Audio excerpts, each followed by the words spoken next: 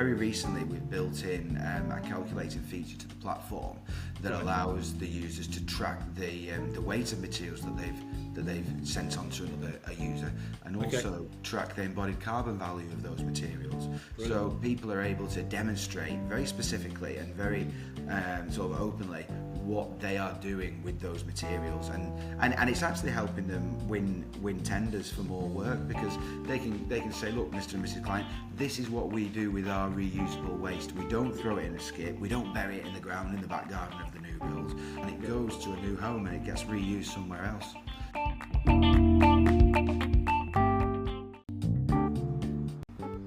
Hello and welcome to Rethink What Matters, the podcast dedicated to aligning the economy with the ecology and everyone for improved business performance, stronger families and a greener, cooler planet.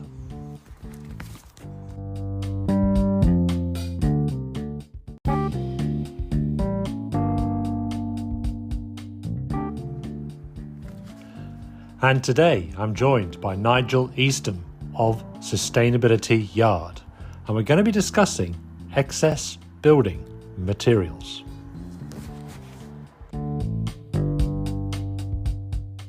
So Sustainability Yard want to start a no waste revolution within the building and DIY industry.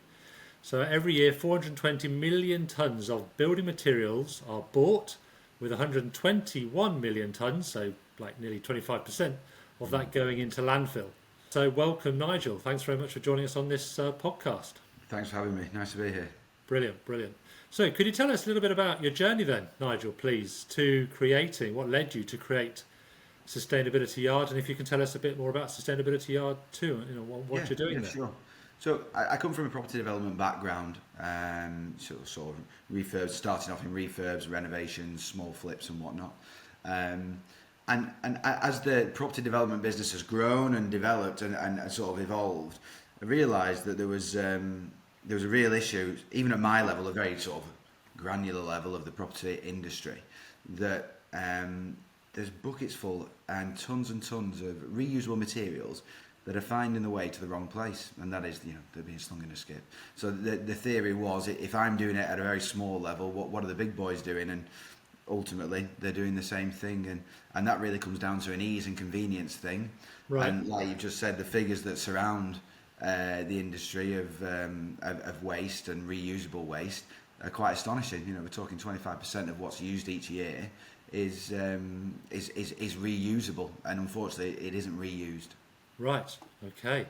So tell us then a little bit about Sustainability Yard and how it functions, how it operates. Yeah. So Sustainability Yard is a platform for anybody who has reusable building materials, whether you're a DIYer, a tradesman, right up into the national house builders and main contractor world, where they can buy, sell, or even give away these building materials. It's a double-edged sword. I suppose for the bigger guys using it, they're really only going to be using it to get rid of those materials because they generate such vast quantities of reusable waste. And on the flip side of that, you've got your DIYs and tradesmen who are wanting to pick those materials up for a fraction of the price so they can get them in the builders merchants, or even for free, because they're wanting to do jobs around the house or doing local jobs in the local town. Okay, brilliant. And can you tell us how many users you have? How long did you say it's been going? Sure. So it's been going around a couple of years now, and in that time we've had some really good traction. Like I said, we've picked up some really big names in the industry who are wanting to use it and run with it, because obviously it helps them demonstrate their sustainability activity, helps them hit the local economy benefits and the social values targets. So on the flip side of that, in terms of people, DIYs and tradesmen, we're approaching 20,000 users now across the UK. That's from sort of the north of Scotland right down to Cornwall, and that number grows daily. Right, brilliant. I read online actually that there was a landlord who revamped his rental property without paying a penny for materials using Sustainability Yard. That's right, yeah, we were published in the Telegraph not so long ago, and really it's a problem that is across the board. People are wanting to refurb, renovate properties, whether you're a landlord or just doing your own home up. It doesn't come cheap. So if we can facilitate people finding materials at a cheaper price, then that we're doing a good thing. Especially by the environment. you know. Exactly. So you Exactly. know, Yeah. something that gets reused then isn't getting dug out of the ground. Exactly. Exactly. So that's brilliant. No, And we're actually partnered with a big waste management firm, and they're called Reconomy, and they're constantly asking their customer base to not put reusable materials in the skip. They're constantly asking them to do something else with it, and I think what we do at Sustainability Yard facilitates that. yeah, And so we're doing a good thing for every demographic of user. yeah, absolutely. And it can help landlords reach their EPC targets, their Yeah. energy performance certificate targets. Yeah, that's right. Yeah, the materials that are being posted on there, so they range from insulation, roofing tiles, structural timber, sanitary ware, anything Right. that you might find at the end of, that's left over from the end of a job is being posted on there. So no matter what you're looking for, Yeah, you'll probably be able to find it on there. brilliant. So is it a bit like eBay? Is it an auction site, or is it more of Yeah. an auto trader? Yeah, you've hit the nail on the head. It's a classified ads platform. We've not reinvented the wheel. It's something that's been done before by the likes of eBay and Facebook Marketplace. But what we are is a more of a peer-to-peer led community. Everybody in there is looking to buy and sell building materials. Right. Everybody there knows what they're getting and they know what they're looking for, generally speaking. Right. Yeah. Oh, it's fantastic, and it's very circular economy, isn't it? That's exactly what it is. It's promoting the circular economy of these building materials because otherwise, Yeah.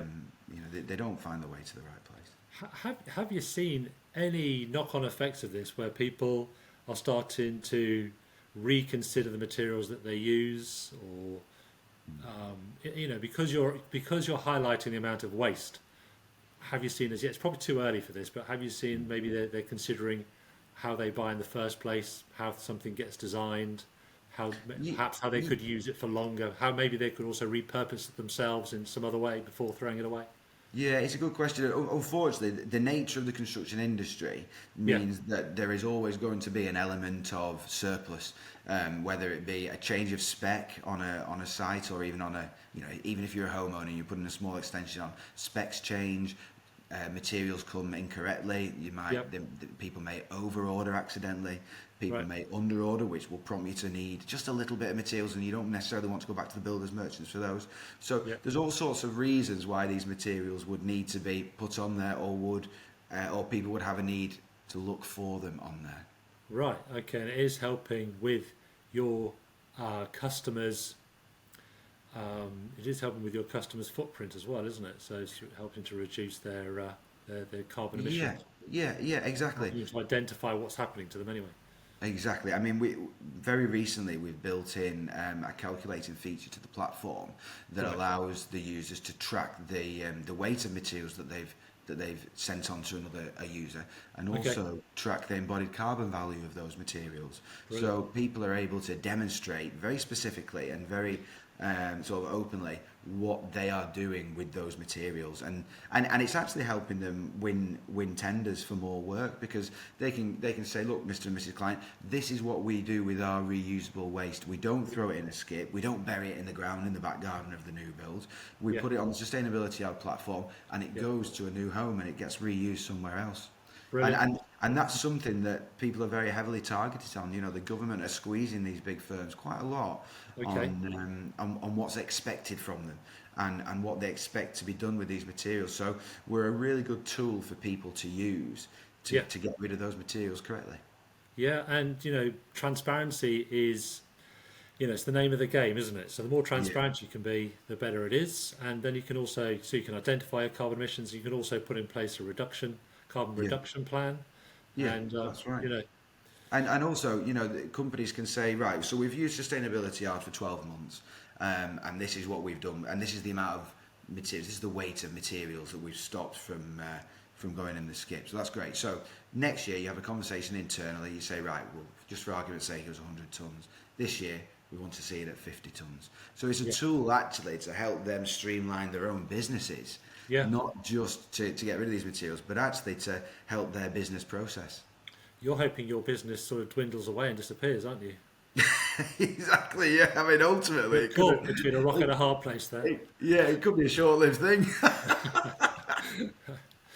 So I noticed you were invited to the House of Lords and you met with Baroness Natalie Bennett, who was the former leader of the Green Party. I did, yeah. Could you tell us a little bit about that? Yeah, sure. So I suppose just through social media, through the activity that we're generating in the industry, we're making a few people sort of sit up and listen. And one of those people was Natalie Bennett, and she very kindly invited us down to the House of Lords for us to have a chat about our initiative, what we're doing, and how we can sort of scale it, and the speed at which we can scale it. Because she was the previous leader, like you said, the leader of the Green Party, and she really likes what we're doing, and so has put something in place to. She's actually gone to government, gone to Parliament, and asked what measures are in place to deal with this surplus waste on building sites across the UK. So hopefully we might be able to be rolled out across government as well, which would be fantastic. Brilliant. What a you've got a business with a real purpose there, haven't you? Yeah, I think it sort of confirms that what we're doing has real value, and there's a real need for it. Yeah, really. No, absolutely. It's such a fantastic business. It really is. So what other use cases are there? Can you give us any stories and examples, perhaps, of any particular odd things that have been thrown away, or as a consequence of your service, people are now not throwing away something, or they're throwing away more of something else?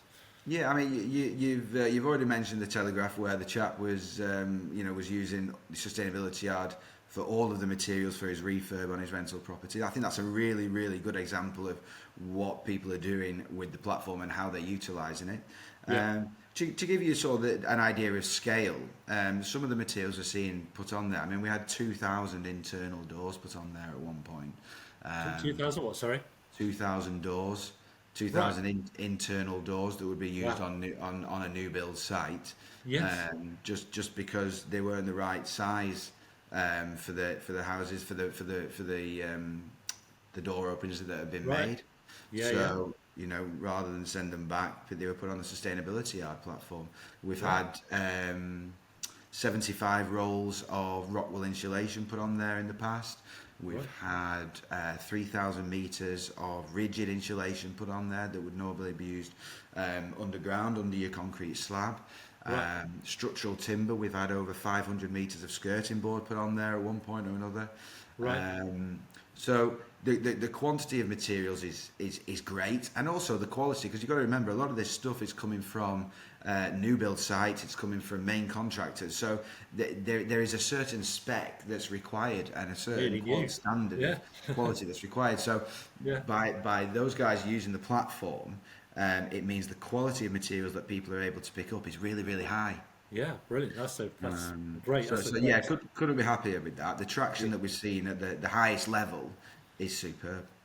So can you just explain a little bit more for me, if you don't mind, Nigel, the business model? Yeah, it's a good question. I mean, it's not been cheap to get to this point, to be honest with you. Obviously, I don't come from a technology background, so building a platform and growing it with all the marketing that comes with it and everything, I've been surprised at the cost. That's the truth of it. It is an expensive business to set up and run. So we've introduced a payment for the bigger users, if you will. So your tier 1, tier 2 contractors, your house builders, and they will pay for the privilege to use the platform. Now, they're not going to buy stuff, they're just going to give it away. So we'll charge those users to be on the platform, to have the facility to use the platform. And obviously they get a report that comes with that as well. They get the calculation system, and that's ultimately what they're going to pay for. Is the ability to say, look, this is the amount of waste that we've sent to repurpose. On the flip side of that, and the majority of our users, probably 95-96% of our users, will fall into the tradesmen and DIYers, landlords category. Now they will buy and sell because they're using it on a much more micro level. Now there's no charge for those guys to use the platform. Because really what we want to do is generate as much activity as possible. We want as many of those people on there to buy the materials from the bigger guys using it. So in short, the bigger companies will pay for using the platform, and the DIYs and tradesmen and landlords will use it for free. Great. Well, it's a great business model. Really is. Thanks. So, that's fantastic. And I know you've got such a variety of materials on there, as you explained a little bit earlier. Is there much legislation or policy or regulation around what you have to do here? No, the buying and selling of the materials is completely at the discretion of the user. Right. All we are is if you like, is a go between the two, a conduit between the two.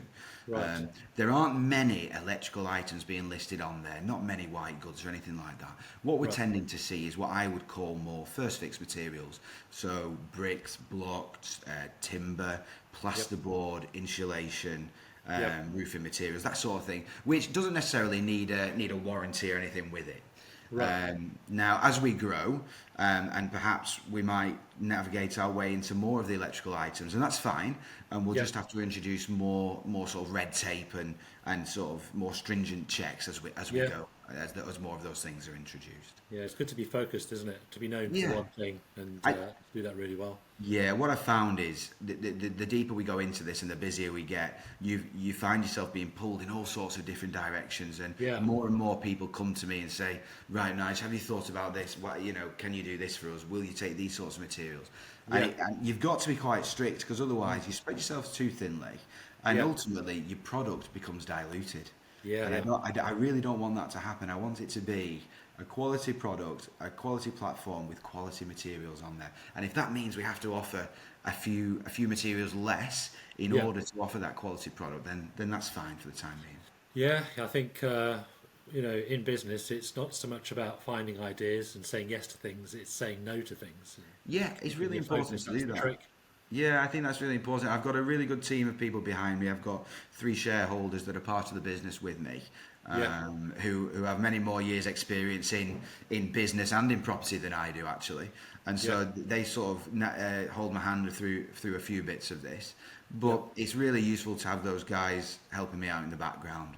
Yeah. Absolutely. Definitely. It's all about it's just about creating a team, isn't it, and having a support 100%, network as well. 100%. Couldn't do it without them. Yeah, Yeah. yeah.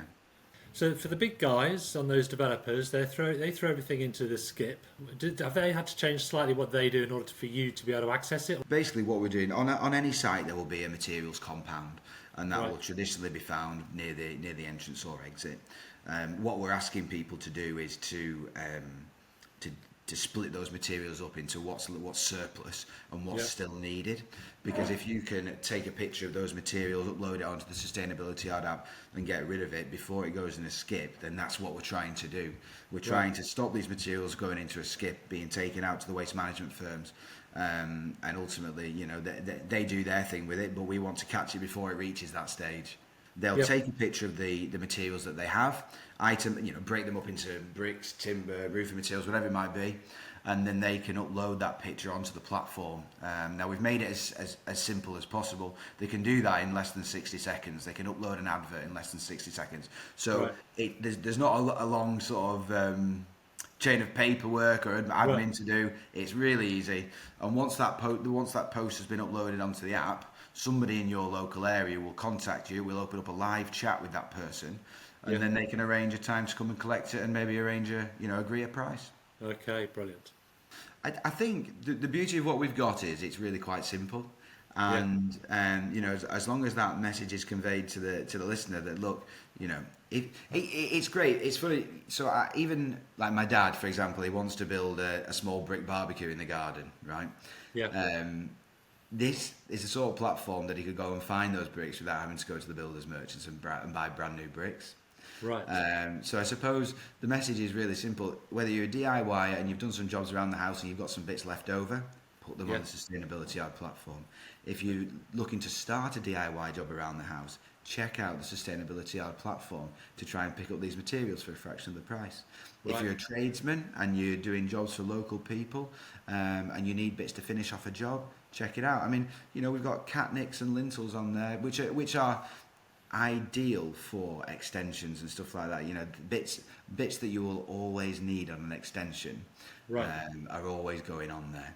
Right. So it's a really useful tool for anybody looking to buy or sell building materials, whether you're a DIYer or right up to a national house builder. That's brilliant, and I can see how a lot of people will get a lot of value out of using Sustainability Yard. So Yeah, that's, yeah. We've kept it really simple. You can find us on the App Store by searching for Sustainability Yard, really simply, Yep. and similarly for Google Play. Yep. You search for Sustainability Yard, and you can find us on our website at www.sustainabilityyard.com. Do you know what? One final thing I will say is I was also astonished at the uptake and the traction we had from the DIY world. It was originally set up to take a pain away from the bigger companies, but to see the traction it's had at the DIY level has really astonished me, because we were featured in a local newspaper, a regional newspaper, and within 4 days we had over 3,000 downloads of the platform. Wow, isn't that And brilliant? I couldn't believe it. I was really, really shocked that, but obviously, the appetite is there, because the DIY market is a big market. It's people are always doing stuff around the house, and people have always got those materials sat at the back of the garage, sat down the side of the house at the end of the garden. So this is a perfect platform for them to get rid of those materials on. Nigel, thanks very much for your time on this podcast. No worries. Thanks for having me. Thanks very much, Paul.